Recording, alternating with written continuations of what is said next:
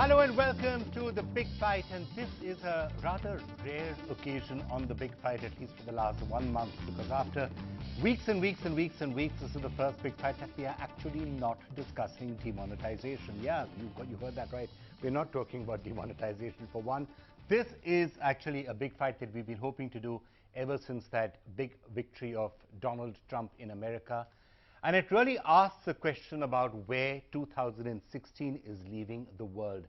Is this going to be remembered as the year when the basic ideas of liberal democracy, a sort of a liberal consensus that came about after the Second World War and continued to develop, this is what democracy should be, this is the way discourse should be, this is what politics should be, this is what government should be, and by and large it was a liberal consensus, both in the government and certainly among the media. So is 2016 going to be remembered as the year when that started to totter, if not actually get dethroned, certainly the year when that started to totter? And we've got some really, really great guests to help us discuss this and analyze this, both in the Indian context, but also in the global context in the light of all that's been happening, because some of the biggest events, obviously the victory of Donald Trump, Brexit and other such developments have been taking place outside our shores and away from us. So joining us in the program, Shashi Tharoor is going to be starting off in helping us get some of the, he's a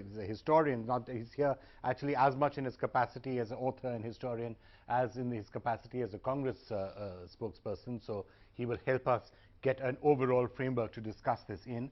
As indeed will Aditya Mukherjee, well-known historian. It's great to have you with us. Francois Gauthier, political writer and journalist, has also served as the South Asian correspondent for Le Figaro. Great to have you with us. Jan Ross is the South Asia Bureau Chief of the German weekly Die Zeit. It's a pleasure to have you with us. Tariq Fateh, Canadian author, one of those who believes that liberalism has already gone way too far and it's about time that the liberal elite were brought down to earth, or something like that, I guess. Tariq, I'm sure you will say when we actually come to you. Mihir Sharma, columnist and author, it's great to have you with us. And Amy Kasvin, South Asia Bureau Chief of the Financial Times. Thank you all so much for being with us. Now, before I kick off with all of my panelists here in the studio, let's try and set the stage a little bit. And Shashi Tharoor, if you look at the example of the way the world has been going, Brexit, the victory of Donald Trump, there is an indication that perhaps we are heading for a more illiberal era than we have been used to. Would you agree with that basic theory, that liberal democracy as we know it might be starting to totter? Liberal democracy, in sort of the Fukuyama thesis that we've reached the end of history and there is only one outcome and it's a triumph of liberal capitalism and liberal democracy, that was discredited already soon after it was propounded, because around the world we saw the rise of ethnic nationalism, we saw the rise of Islamist jihadism, we saw all sorts of factors coming up that Fukuyama had not bargained for, and one could argue therefore that history, far from ending, had simply changed into something that was prepared to show that that reports of its demise were exaggerated. But liberal democracy, in the sense of a way of resolving disputes, of actually voting for political outcomes, of consulting all sections of citizenry, in a sense you could argue that that has not only not ended, but that even the victories of these illiberal politicians like Mr. Trump are actually an affirmation of the survival of liberal democracy institutionally, because it's liberal democracy that has created the culture, the political culture, that has made it possible for people of such contrarian views to actually triumph. So, Shashi, there are some people who would ask, and of course others would say, well, this is exactly a liberal elite media way of looking at it. But there are some people who will ask, and look what Britain did. They voted for Brexit. It's bad for the country. Look what Colombia did. Look what X country did. Look what Y country did. Look what the United States did, voting in Donald Trump. So there are some who are saying, is democracy still working now, or is it become too easy to pander to a certain sort of emotion and get elected that way? In a country like China, would people be saying, well, democracy perhaps not quite the right way anymore? No, fair enough, and yet one could turn around and say, what does democracy claim? It claims to be government of the people, by the people, for the people. And if democracy, therefore, is a method in which people get their preferences transformed into government policy, then who are we to sit and say that Brexit is bad for Britain or that Trump is bad for America? After all, the people of Britain constitute what Britain is, the people of America constitute what America is, and they have decided that this is what is good for them. Now, it may be that they will regret that choice, but the whole point about democracy is that people have a right to make a mistake. And you and I may agree, Vikram, that Brexit would actually be disastrous for Britain, but at the same time, the British people as a majority want it, and today, even though their Supreme Court has ruled that the Parliament will have to vote on Brexit, my understanding is that a majority of MPs are going to put their personal preferences aside and go along with what their voters have indicated they want through the referendum. They feel it would be wrong for an MP to exercise his educated elite preference over that of the perhaps ignorant, perhaps prejudiced preference of his own voters. One of the theories that is actually emerging, and I'm going to put this to the panel as well, is that a lot of what is happening is actually the result of a backlash. It was called, I think, a whitelash during the American elections, but a backlash against immigration, a backlash against different cultures coming in, a backlash against, Muslims in some areas, a backlash against the gay community. In this world, in 2017, in a time when you can actually listen to a different variety of views than just the pure media, is it that all that we are seeing is a reaction in some ways against a changing world? Yeah, actually people do nurture a lot of bigotry and prejudice in every society, including ours. And we had always assumed that it was the job of civilized politics to leave certain things unsaid. I remember the horror with which I heard some of the discourse that arose in our country in the late 1980s during the Ram Janmabhoomi agitation, because people were saying things on public platforms that when I was growing up in India would have been considered impolite to even express in your living room. So suddenly prejudices that people sort of darkly muttered to very trusted friends were now out in the open and being expressed. To my mind, that is worrying, but it is that sort of dumbing down of discourse has happened everywhere.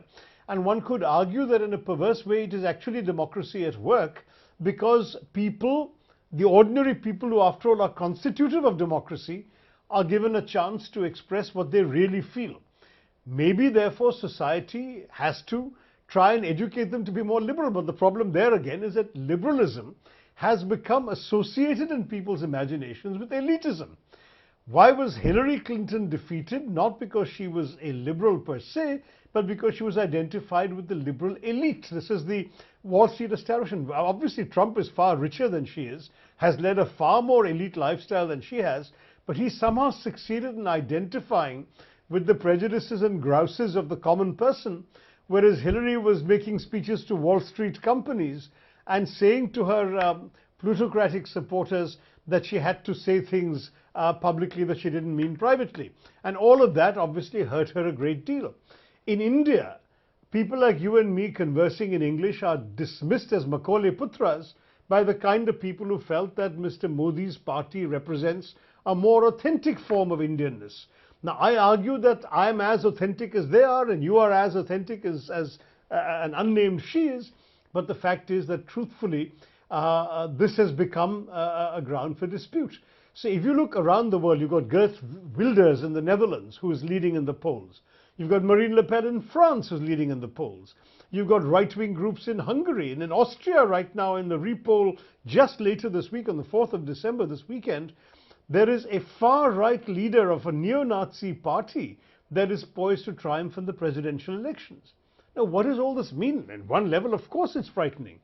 But at another level, it suggests that what used to be impolite to express is being brushed under the carpet, and so the Aam Aadmi of those countries, the relatively undereducated common man, is finally getting his point of view up in front. And he may discover that he was wrong, as many of these Aam Aadmi discovered with their support for fascism in the 30s. But the truth is that the rest of the world doesn't want to pay a terrible price for these people discovering they were wrong. Another thing that has been associated with elitism now is, of course, the media. And if you are seeing in country after country when the leaders take over, look what Donald Trump is doing right now. It's an absolute war, it seems, between him and the media in general. You know, almost daily tweets are coming out from him as president-elect attacking the media. And this you're picking up on social media and things like that, that the media in some way is a liberal media, it's an elitist media, it's out of sync with a lot of what the people out there actually believe. Would you agree with that? And also, are we seeing different echo chambers right now which are being set up? So you will have illiberal echo chambers, and they believe that they have the right on what is the truth, and that the media is therefore, you know, in some way a paid media and is biased against whoever it is. You see, that is true in that when we speak about the liberalism being associated with the elite, the media gets conflated with both with liberalism and with elitism. And the media is seen as a sort of propagator of a point of view which comes out of a rarefied intellectual environment buttressed by social privilege that most people distance themselves from. Now, if that was true, and I think it was certainly contested territory in India where we had left-wing journalists in the mainstream establishment as well, but we can go to that separately. Left and right were all represented in our country's voices. Nonetheless, I would argue that modern television has moved away from that liberal stereotype, because in their desire to pander to the lowest common denominator, to get their breaking news TRPs, to declaim that the nation wants to know and to shout until the nation no longer gets to hear, these people have actually moved away from liberal elitism to a kind of almost gutter journalism that has in many ways taken over the public discourse on Shashi, I have absolutely no idea whom you're referring to, or I think arguably what you're talking about. Well, I'm not referring to individuals, but to a certain stripe, a certain, I must admit, contemptible stripe, which has dominated in many of our channels, and not only in English, by the way. I know you're thinking of some English journalists, but there are also equivalents of those in other language media in our country, and therefore I would argue that liberalism and elitism are no longer the hallmarks of this kind of media. A lot of this media is populist, is low level, and caters to the lowest common denominator in terms of people's knowledge levels, awareness, levels of tolerance, and indeed prejudice and bigotry. So if that is something that we have actually seen in our own media, it's not very different elsewhere. I mean, Fox News is not very different from Times Now, and so on. The fact is that in this world, you've got this kind of media available. I think it's far too easy to caricature the entire media as being liberal and elitist, the entire liberal community as representing privilege. All of this has actually undermined the contest of ideas this ought to be about. Shashi, thanks a lot for joining us and helping us get some perspective on this entire issue, and that really sets the stage for some of what we can perhaps talk about out here. A crisis of liberal democracy, is that what we are seeing? And maybe perhaps I can start with you and maybe get you to explain the voting patterns of, 60 million Americans who took a particular decision that you may not have entirely agreed with. Well, first of all, I think it's important to remember that in the American system, there's a difference between the popular vote and the electoral college. So Hillary Clinton, the Democratic candidate, did in fact win the popular vote. Not according to Donald Trump. He says there was fraud. He says it was all rigged. First time in my life, by the way, I've ever heard the winner of an election saying that this was a rigged election. There was voter fraud. I think Donald Trump... What Hillary Clinton should be saying is that let's have the entire election again. If you really believe it was rigged, let's do it again. Come on, let's go vote. It's important to remember that, like, in the U.S., really, you did see huge geographic and regional disparities between more prosperous places on the coast and places that have been hard hit economically by the changes that we've seen in globalization. I still don't think it's a total crisis in liberal democracy. I think in some ways I would have been more concerned if I think the fact that everybody, generally accepts that the results of the election. I've been in countries, in Thailand, for example, where democracy has been systematically undermined by one side, which doesn't accept the legitimacy of the elected leader and mobilizes continuously, and this is so alarming. So you seem to be saying what Shashi was saying also, that while people are continuing to accept the principle that you can elect whom you want, even if the person who gets elected is not somebody the liberal elite necessarily want, democracy is still in good hands and is safe and sound. You may not agree with what the choices are that the people throw up, but the fact that people are throwing it up is enough. Yeah, I mean, I am slightly worried about the steps that a President Trump might take to undermine the kind of institutional systems and checks and balances that are there and that have been there in the U.S. But I would almost be more alarmed and think it was a bigger crisis if, for example, Trump had lost, Hillary Clinton had won, and Trump started mobilizing all the people who had voted for him, who saw themselves on the losing side, and really started to undermine public confidence in the legitimacy of the electoral system. That would be a massive crisis. Mihir. I think the idea that there is a notion of liberal democracy that is pure and acceptable and that we should all be striving towards, whichever country we're in, that is more under threat than most things. I mean, you may claim and you may hope that the United States will survive Donald Trump. I'm sure it will. But aspects of its institutions will be forever sullied. And many people in the US won't care. In fact, there are some startling numbers that are coming up that compare younger people in the West today with younger people, but people of the equivalent generation 20 years ago. And 20 years ago, 80 or 85% of younger people in the West believed that that living in a democracy was essential. And that number has gone down by 20 to 25 percentage points today. So there is a lack of belief in the system that is leading to the election of these people, which is then in turn stressing the system and further weakening it. So there's this terrible downward spiral. Well, signs of that liberal elitism are visible right here. It's Hillary Clinton supporters who came out in large numbers to disrespect the decision of the people of America. I mean, they protested on the streets. No, just a second. Let me, you asked a question, sir. So the notion that a problem would happen if Trump would lose and let loose his hordes onto the streets. Actually, it's the opposite. It's Clinton who lost and let loose her hordes on the street. And coming to liberal democracy, let me assure you that this is the beginning of liberal democracy. It is the slow death of identity politics that entered into our electoral systems after the Cold War ended, and where everyone and his uncle was placed into an ethnic or garbage and vote banks were created, and issues... Can I just take you up on that for a second, if you don't mind? You're saying it's the end of identity politics. Yes. Now, there is some who would say that everything that we are seeing right now is still an aspect of identity politics. What happened in the US, what's happening in other countries, is because a certain section of the population does not want immigrants, does not want people of a different color. They don't want non-whites, and they certainly don't want Muslims. Sure, so they want jobs. That's one aspect of it. So Michigan wants jobs. And for working class white men to vote on an issue of getting jobs that have been shipped off to Mexico or China, or for that matter India or Sri Lanka or wherever, are you suggesting that their desire to get jobs back, and for the first time working class Americans have not voted for a corrupt Democratic Party where the presidential candidate was on the gift line of the Saudis, where she voted for a death of 1 million people in the Iraq war, and yet... Okay, we don't have to retry the American election. But right you now. are. You are trying, sir. No, I'm asking about a broader subject. I'm not just talking about America. It's happening in other countries as well. It's happening let me come to India. It's I think I think it is the first time liberal democracy has come up where identity politics is suffering immensely.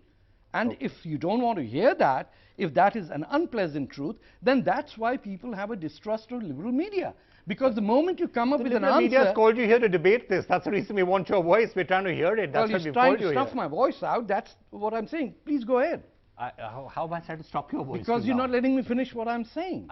Okay, finish what you're saying. That when you self-declare liberal democracy's death simply because the British people rejected what every political party said and voted for Brexit, or that in France Sarkozy goes down and a different centre-right politician comes up on the very basis of what is the French identity, then why is it that the French people, desiring the principles of the French Republic and the French Revolution, are considered illiberal if they stand up for a revolution that gave us democracy right around the world? Okay, fair enough. John, let me turn to you. Well, I think the problem is with the reasons why these people were voting that way, and the main reason is fear. So in the way, I think in the West now there's this pervasive fear of change, of, you know, borders coming down, there's this globalization thing, there's migrants. And I don't think that the political choices that you make under the impression of fear are necessarily wise. Now, does this mean that democracy in the constitutional sense is threatened? There I would agree with Shashi, not necessarily so. It is the politics we have to discuss here. It is not yet, I think, at the level of the political system. So there's a reason why center-right politicians are rising. There's a reason why xenophobia seems to be on the rise. There's certainly a reason why Islamophobia seems to be on a rise in certain parts of Europe. Is that a backlash to what is happening?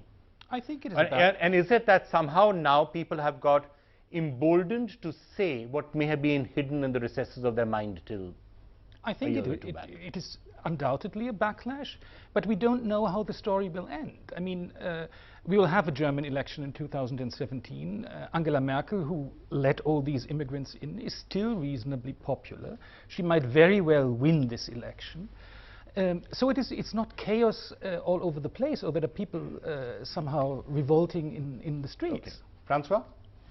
I think the media is projecting the end of, you know, liberalism and democracy, because it makes a mistake. It targets individual. In India, it targeted Mr. Modi, but it never tried to understand why 100 million people voted for him. You know, the same thing is true in the U.S. I mean, I'm not a fan of Mr. Trump, but the media should understand why people voted for him. I mean, the fault is with the people. I mean, like Mr. Modi was painted as a, you know, as a rightist, as a dangerous man for democracy. Nothing of the sort happened, you know. But the media went after him, you know. And in the U.S., we see the CNN, you know. CNN is going after Trump, you know, in a most sometimes unfair manner, you know. I mean, as a journalist, it shocks Trump me. disliked the New York Times even more than he disliked CNN. So the people behind are those were important. So a journalist, you know, I'm a journalist and I taught journalism. A true journalist goes behind, you know, the scene and try to understand. And in the long run, you know, nothing happens in a year. It happens in 10 years, 20 years, 30 years. Very negative role of the media is what he's saying. Aditya, let me get you on the broad, you know, brush sweeps of history, and then we'll dive into a couple of these specific points that we've just been talking about. Vikram, first I think that it's very wrong to say that liberalism or liberal democracy is dead. But it is very correct to say that it is certainly under threat. That's because liberalism or liberal democracy doesn't mean that you elect by a popular vote. Only that is not liberal democracy. Hitler was also elected by a popular vote. Some of the most right-wing, Islamist, fundamentalist, the fascist, populist have got the popular vote. So that's not liberalism. And if somebody criticized it, you can't dismiss it as left liberals or elite media. I think it is the job of the media to critique, even when somebody wins a popular vote with an illiberal ideology. That is what is happening. What you are finding in the US and in England and in India today is an illiberal ideology, a going back to identity politics. I totally disagree with Tariq Fateh on this. There is no end of identity politics. Today what you are seeing is really identity politics in a most brazen, you know, low manner, where you are calculating on the basis of your birth, whether you are, what is your religion, which part of, what is your color, which part of the world you were born in. Now that's identity politics par excellence, and that is what we are seeing, and it must be challenged. I do believe though that it is not the end. Like Fukushima was wrong, capitalism was challenged after that. I mean, Sanders is a good example. The Wall Street protests are good examples that there is a challenge. There will be a challenge to this threat to liberal democracy. He's saying this is not the end of identity politics. This is identity politics. It's going after people because they are blacks or browns or Muslims or absolutely. You know, this is part of India's heritage after 70 years of liberals ruling this country, that ended up with people being divided in UP according to caste, family name, hierarchy. Where else can you have a liberal prime minister, then his son becomes prime minister, then his daughter-in-law becomes leader of a party, then his grandson becomes. So from Motilal Nehru right to Rahul Gandhi, I mean, But for George Bush's son yes, became the just president. a second. This is the path or the heritage inherited by those who claim they are liberal politicians of India. What I have seen as an outsider in Canada, have seen the rise of Mr. Modi as not being part of a cult or a group or a religious identity that rose up because he was high caste. No, on the contrary, he was mocked as a chaiwala. And we all saw what happened. And another thing about media, if you watch the CNN on a day-in, day-out basis, nothing is more unprofessional than the DNC sending questions to Wolf Blitzer to ask in a debate. Where in the world would you find out through frankly, in America, and Amy, I have to say that in America, it is certainly true, far more than it is in India, where you will have, mainstream publications or channels who are very unabashed about the fact that we prefer X candidate to Y. May happen in India also that you can sense that, oh, this person is favorable to this or this person is favorable to that, but they'll try and hide it. But they used to try and hide it up to a certain point. Would you agree with that? I think there are like multiple crises in the media, in the old media, which is having to confront the reality of new media, which is social media and unmediated media, where so I think that is one of the crises of media. But I think there's kind of multiple crises.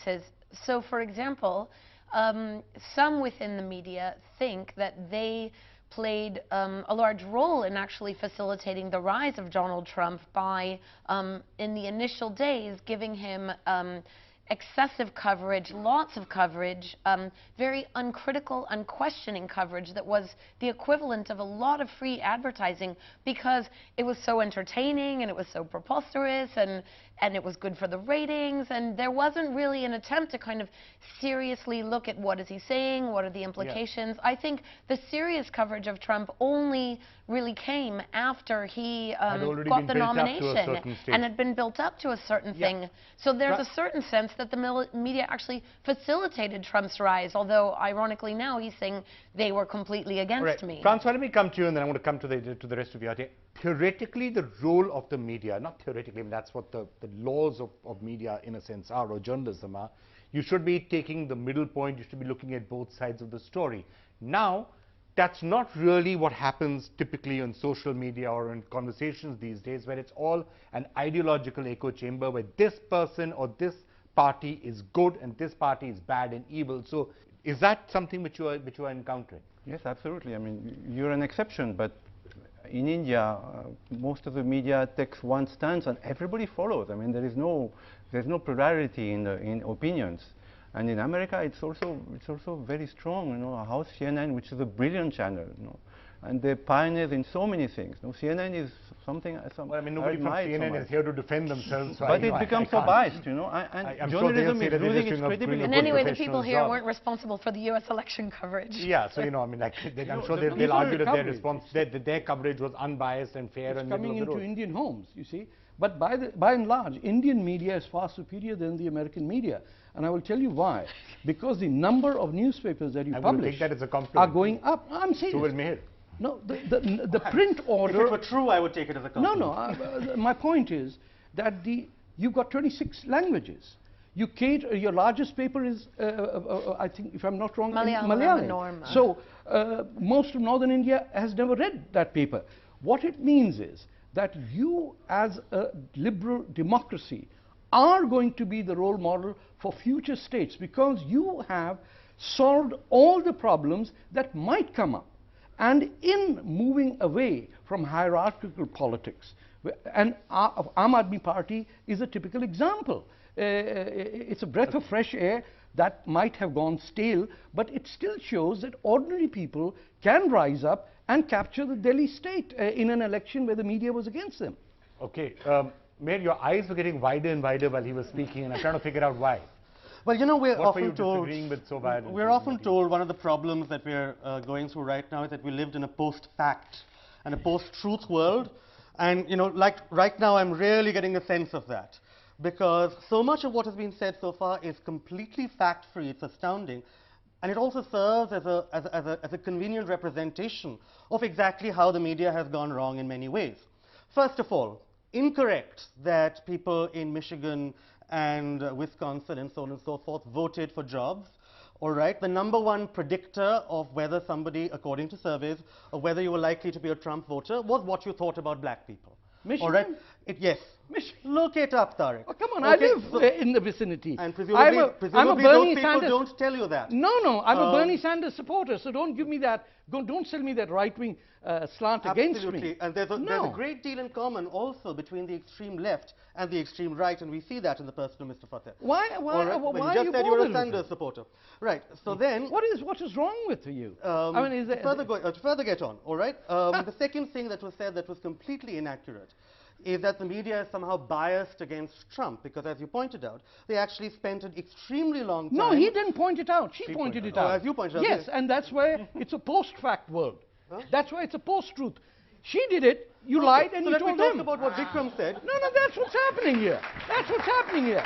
This is where pompous Indian gurus come on television and try to shame people. Are you calling him a pompous Indian guru, or are you calling me a pompous Indian guru? No, I'm talking to anyone who starts one second, to make sure we are post-fact or pre-fact, which of us is the pompous in a very arrogant fashion. You start lecturing people in an arrogant fashion by telling me how the American elections worked out, as if you, sir, were the guru that decided how the results would come out. I'm just a guy who read the numbers, which you didn't bother to do. How do you know that? So that's another post-truth.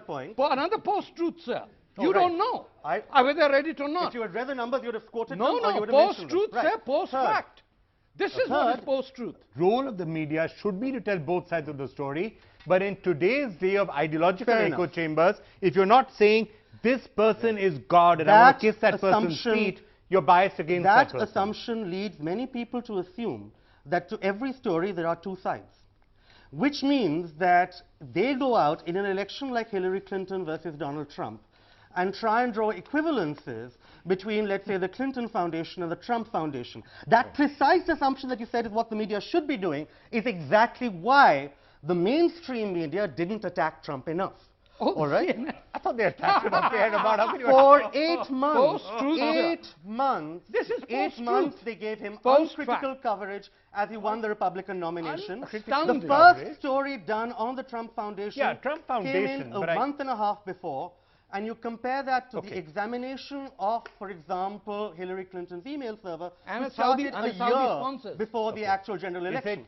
So there's absolutely no way in which you can buy this overall belief that there was, in fact, evil-handedness. Absolutely. Saudis and the Clinton, that's what we should follow. Okay, but I don't want to re-elect. Let's say one quick thing about the media and media coverage and this whole point about two sides to the story. I mean, a lot of journalists, when they're trained, are trained like, okay, you need to get both sides. Yeah, it's kind of, they call it he said, she said journalism, right? I feel that we're allowed to bring in a bit more analysis or context to what they're saying. And I think that he said, she said kind of journalism is actually detrimental when you're dealing with you should, the media should start taking sides, I think is what Amy is hinting at.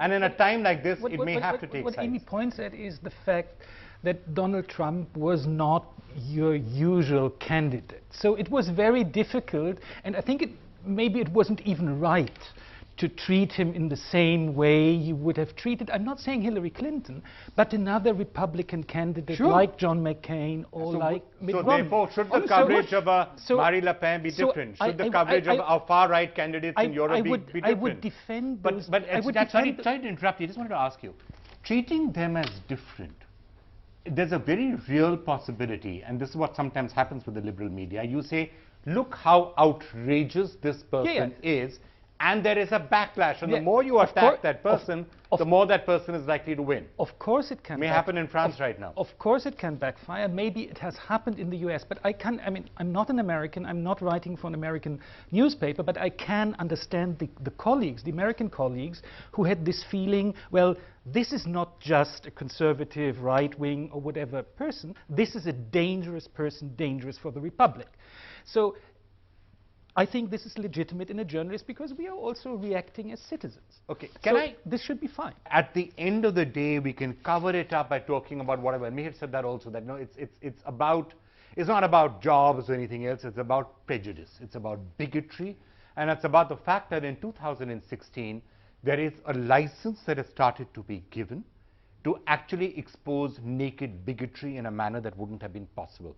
And again, perhaps it has something to do with the rise of things like social media, where some of the voices, some of the views that you would not express face to face in living rooms, certainly in mainstream media, you can now express. So you get used to hearing a certain amount of naked bigotry and naked prejudice, and that then starts becoming acceptable. It could be against religions, it could be against race, it could be against immigrants altogether, it could be a combination of all of those.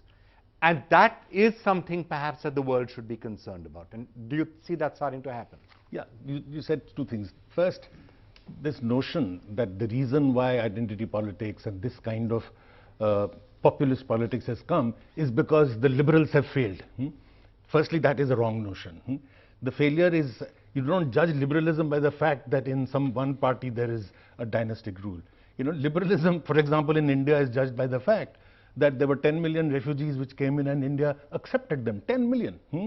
It is shown by the fact that at the time of partition, we did not create a flip side of Pakistan, we created a secular India. So that's what liberalism is about. And as for the media, I don't think we should treat the media as something homogeneous, that media should do this or media should do that. Since the advent of modern politics, media has been critical in creating a master narrative, if you like, or a narrative, or a particular worldview.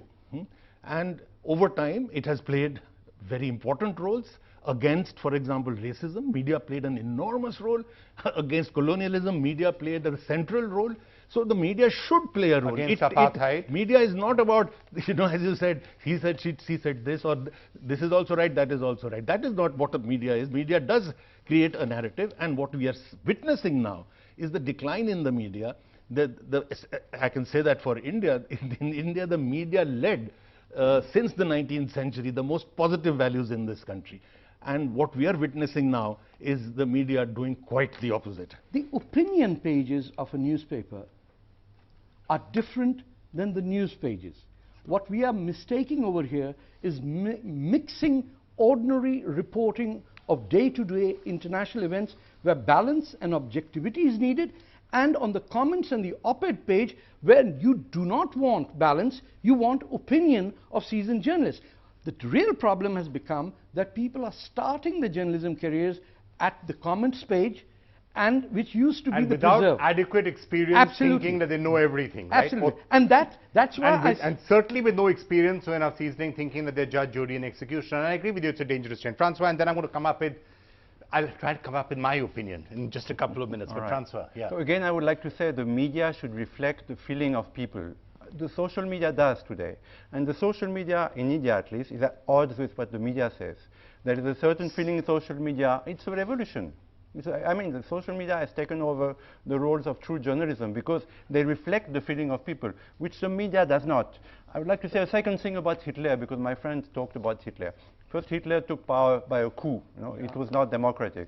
So it's absolutely wrong to mention that. Hitler did win an election. Hitler has been used again and again in India, for instance, to compare Mr. Modi with Hitler. You know, again, this is wrong journalism. You don't compare a man who never killed anybody. I'm not sure even he was comparing Hitler with Modi right now. No, but it's been done in India again and again. It's been done in the US now with Trump. You know? But so this is wrong journalism. But just fact-checking, Hitler did win the election. He won a majority in the right. Just for a moment, take exception to this idea that the media should reflect this business of reflecting people's opinion. This is not the job of the media. Of course it should. The job of the media is reasoning. The job of the media is facts. The job of the media is information. What you see on social media mostly is not journalism. Journalism is not blogs. Journalism is not just, you know, venting your ideas. So there has to be some reality check. There has to be some back and forth. An editor who checks what's being written. So we should not let professionalism slip because of this fascination of the social media. We think that the media defends people who are, you know, they defend terrorism, you know, in the name of Palestine or Chechnya or Kashmir. And they attack people like Trump or Mr. Modi, you know, who actually never killed anybody, whatever their faults, you know, they never killed anybody. So the media is totally unbalanced. How do you know? All right, well, you know. They didn't? Can we come back Then to I'm saying, how do you know? Nikhil? Yeah, can I just okay, now let me just try and give and put forward some theories and hypotheses, because we'll keep on arguing about the media versus social media, and I think John has a point that the media actually sometimes it's very easy on things like WhatsApp or others to put any information out and say that that is the truth. It's not 9 times out of 10 when you it's check it. rumors. But it's the But it newspapers doesn't- who are putting it. It's not It's the information. newspapers who are Sometimes Twitter. every day I'm hearing, if by the way, if everyone was to have believed everything they'd seen on WhatsApp for the No, last no, 1 no. month But on here's the cash, point, they'd sir. have really been The miserable. Times of Not India that they're not has a miserable portal already, but still. on Twitter. Hindustan Times, Dainak has it. Every newspaper in this country Yeah, but and they're in the not United the source States, of the they're on WhatsApp forward we're Just all a second, getting, sir. man. We're talking about social media, and that's That's not Twitter. coming from the Times of India. Why? Times of India does not have... I'm fairly certain the crazy WhatsApp forwards we're No, all no, getting no, we're are not- not coming from the Times of India. Okay, newsroom. post-truth The crazy- aside, let's just I'm not talking of establish WhatsApp. that. I'm not talking of WhatsApp, And I'm sir. fairly certain none of the crazy rumors on Twitter are coming from the Times of India newsroom either. So really you're No, no. conflating two completely different things. We should really move on. No, you should move on Vikram, I because wanted you're to just add trying just to one point disrupt on what this I'm media. saying. That's precisely the type of journalist you are. You wouldn't like to hear anybody else's voice because it disturbs your view of the world. Times of India or NDTV or the New York Times would have certain fact-checking in place. Absolutely. The issue is which facts? I mean, you're going to choose some facts. Okay. As Gandhiji said, if you want to choose the drain inspector's report, then you can choose those facts. If you choose a certain kind of facts, you create Okay. a kind of tension in society. If you choose another kind of facts, then you create Okay, let me put a inclusive hypothesis. society. There has been a period of globalization, a period of certain amount of inequality of wealth that has been created out there. There has been a wave of terrorism, and that terrorism has led to a lot of concern in a large number of countries around the world. There has been migration. That migration has left people feeling insecure, unsure about where they are, unsure about where they're going to go. Then you have the media, and now it has become very easy and possible for people on social media to say it's a conspiracy, it's a organized conspiracy, it's the paid media, it's the lying media, so everything you're hearing about the world is wrong. And all of that perhaps adding to what may be a higher amount of inherent bigotry or racism in people than we may have wanted to believe all this time. And all of that is together becoming a melting pot that is leading to a certain reaction in terms of elections, it's leading to a certain amount of hyper-nationalism in many parts of the world. Is that at all a possibility? Yeah, I mean, I would kind of strip out the role of the media slightly, but I do think that this is a time of great anxiety for the rich world, the advanced or the developed countries, which are seeing, you know, they're being hard hit by kind of changes in technology. They're seeing jobs migrate to poorer parts of the world where labor is cheaper. A lot of the people aren't educated or sufficient, like, in the right skills that could lead to kind of different types of jobs in a more sort of tech-oriented economy. And I think this kind of anxiety about economic issues then is easily manifested in sort of, you look around for scapegoats and you know, I mean, I think you kind of give vent to your maybe racist tendencies when you're feeling more anxious about your When you're own feeling more economic anxious, security. your worst tendencies come to the fore. Yeah? Yeah, I think that that's true. There has been through technology, mainly through technology, and then partly through trade and you know, the growing internationalization of decision making, people have an increased sense of insecurity about their lives in the West, and they seek to regain control one way or the other. They seek to find scapegoats. That's the natural, well, it has been a very human tendency throughout history, and it turns out that the scapegoats that they have found are migrants, you know, a very numinous sort of global elite, and so on and so forth. And once you blame the elite for everything, and you decide that all experts are elites, and all facts can only be discovered by experts, then all facts are suspect necessarily, and so you then have this sort of post-fact system. A global searching for scapegoats, Tariq. No, not And exactly. in Canada, are you seen as a perfect scapegoat? No, well, there is an elephant in the room which few people in England or the United States or even in India don't want to talk about it. That is the rise of Islamic extremism, which India has seen right on its borders, which is sponsored by Pakistan, and the failing of not talking about it has given rise to what happened in Brexit, because the whole fear of immigrants, Muslim immigrants in Calais, in France, pouring over the border into Britain, made the general electorate reject all three political parties, the Trade Union Congress, the Association of Academics, right out. until and unless we can move and talk about the elephant in the room, at what is the Saudi role in spreading Islamic terrorism right across the world, and what is Pakistan's role in trying to undermine India's institutions, we won't go ahead. All right. That in a sense links up with what we were saying, that there is at underlying this a certain aspect of identity politics, and maybe we shouldn't disregard it. Basically, you're asking whether we are back in the 1930s with a kind of fascism. Maybe not quite that bad, but so, yeah. And I think it's a legitimate question. But there are 2 points. One is the danger. And the other thing is that from the 1930s also you learn that there are solutions. You have to think of Franklin Roosevelt. So liberal democracy has time and again been able to rejuvenate itself. The social concerns that were also very, very prominent then can be taken into account. You can adjust the system. And I think we have to somehow regain this basic optimism about what liberal democracy can achieve. Let's hope we don't go the way that and find the solutions that we did in the 1930s, otherwise we're in for a lot of Well, the Americans found a pretty good solution there. Yeah, it was called the New Deal. I think the media, there is no conspiracy. You know, they're not talking to each other to give a certain sound. People are sincere. I mean, they have their own views. But there is a movement, like, you know, the media moves together. There's one opinion, everybody follows. I remember when I was covering Kashmir in the 90s, you know, Mark Tully was a very nice man otherwise, used to say, India accuses Pakistan to sponsor terrorism in Kashmir, meaning it's false. Today, you know, it has changed completely. So the media doesn't have individuality. You know, there is no... But okay, and they're losing credibility on the concept of underlying everything that's happening, a fear of the outsider, as Tariq says, a fear of a particular religion. Is that what you see happening in Western society? I think the refugee fear is the biggest factor in Europe. Are we heading back for the 1930s, hopefully looking for different solutions? I think Do you think is that a radical comparison to make? Absolutely. I think we must learn from the 1930s. If we do not learn, we'll repeat the mistakes. Of course, the idea that whenever there is a crisis, that crisis can be solved in two kinds of ways. One of them is the right wing, the fascist way, populist way, and the other is the progressive New Deal kind of thing, and the left that emerged in the 1930s. You saw the emergence of both. So the even now, didn't necessarily take right paths also in 1930. They took some liberalism of the illiberalism of the left is also to be critiqued. I'm not saying, so therefore I don't accept the word. The 1930s left a lot of illiberalism on both sides and disastrous outcomes, both on the right and on the left. Absolutely. So the point therefore that I'm making is that true that there is a crisis will produce elements like this, but I don't agree with Tariq that therefore we should focus on Islamic terror, etc., etc. I think what we should focus is that the enormous majority of the Muslims do not do Islamic terror. The majority of the Muslims in India, in Bangladesh, the Sufi tradition, there is a whole bunch of facts which he wants to hide and only talk of the terrorist in The vast majority of Germans also didn't do anything wrong.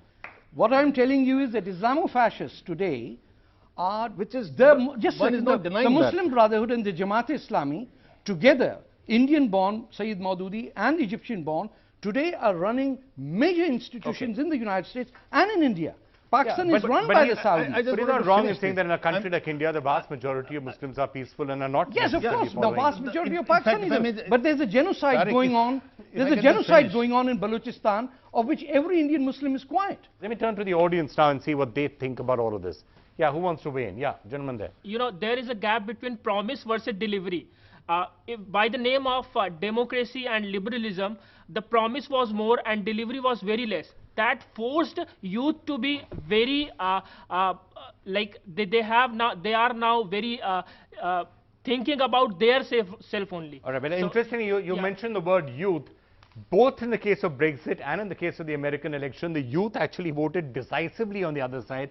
It's all the elderly people who came and both voted for Brexit and voted for Donald Trump. So there you are. Let's get that lady here, and then I'm going to have to end the show. We are like 20 minutes over time. Yeah. Hasn't democracy in itself led to a need for a paradigm shift of one leader taking over a country? I think. Hang on. What are you saying? You're saying that we should do away with democracy and have one leader taking over? You know, one ideology which, I mean, of course it can go bad, But one ideology, if it goes But well, that was it can tried. go That's big. exactly what he was saying. That's Yeah, tried in that's Hitler did. 1930s, and it led A to Nazism and B Stalin. to Stalinism Yeah, and Maoism. killed So 30 it's million not people. necessarily the history of.